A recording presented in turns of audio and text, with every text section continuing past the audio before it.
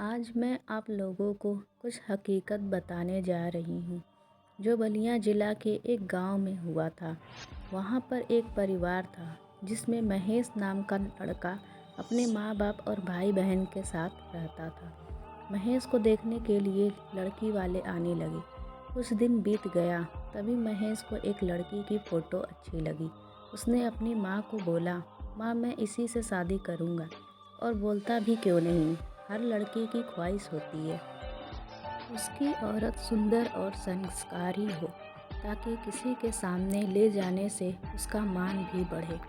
उसकी माँ ने बोला, ठीक है बेटा, तुम्हारी शादी मैं इसी से करवाऊंगी। और लड़की के पिता को हाँ बोल दिया। कुछ दिन बाद उसकी शादी का दिन आ गया।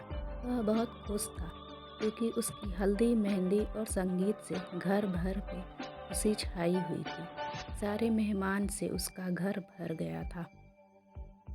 वह मन ही मन सोच रहा था कि मैं अपनी औरत को बाहर घुमाने ले जाऊंगा और दोस्तों के साथ खूब बातें भी करूंगा कि देखो मेरी औरत लाखों में एक है। मन ही मन लड्डू फूट रहे थे और उस दिन उसका इंतज़ार भी ख़त्म हो गया क्योंकि उस दिन उसकी शादी जो हो रही थी।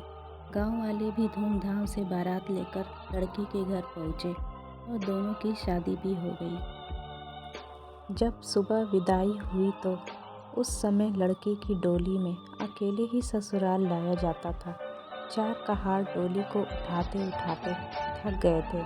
वह बेचारे सोचे कि कहीं पेड़ दिखा तो डोली उसके नीचे रख देंगे तो थोड़ी देर आराम करके फिर आगे बढ़ेंगे। और आम का पेड़ तभी दिख गया। वह लोग डोली को रख कर पानी पीने लगे और बोले कि बहू, अगर आपको भी प्यास लगी हो तो पानी पी लो।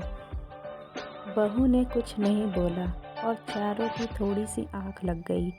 तभी उस पेड़ की चुड़ैल नीचे उतरी और दुल्हन को मारकर उसके अंदर आ गई और डोली में बैठ गई। क्योंकि दोपहर का समय था, थोड़ी देर बाद वह अपने ससुराल आ गई। लोग चार होने के बाद जब रात हुई तो महेश अपने कमरे में गया। जब वह अपने बिस्तर पर बैठकर दुल्हन से बातें कर रहा था, तभी उसे ज़ोर से प्यास लगी। उसने कहा, मैं पानी पीकर आता हूँ। दुल्हन ने बोला, आप बैठो, मैं पानी दे रही हूँ। इतना कहकर उसने अपना हाथ लंबा करके कुएं से पानी निकालकर उसको दे दिया। इतना देखते ही महेश ज़मीन पर धम से गिर गया और बेहोश हो गया।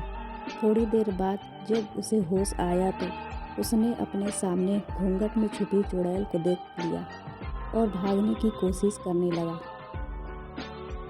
तभी उस चुड़ैल ने बोला, आप भागो मत, मैं आपको मारूंगी नहीं और अब मैं आपके साथ रहूंगी भी नहीं। नहीं तो आप जीवित नहीं रहोगे, क्योंकि आपने हमारा चेहरा देख लिया। लेकिन यह गांव हमारी ही निगरानी में हमेशा रहेगा, क्योंकि यह मेरा ससुराल है। और मैं आपको एक बात बताती हूँ जो आप अपने गांव वालों को बता देना कि जिस घर का चूल्हा उत्तर दिशा में होगा, वह सब अपने घर का चूल्हा दक्षिण दिशा में कर लो, तो उनके घर में हमेशा बरकत बनी रहेगी। इतना कहकर वह गायब हो गई। शास्त्रों के हिसाब से माना जाता है कि दक्षिण में अक्सर भूत प्रेत निवास करते हैं, लेकिन ऐसा करने से आज भी उस गांव में कभी भूखमरी या फिर कोई बीमारी जल्दी नहीं आती। वहाँ पर सब हंसी खुशी रहते हैं।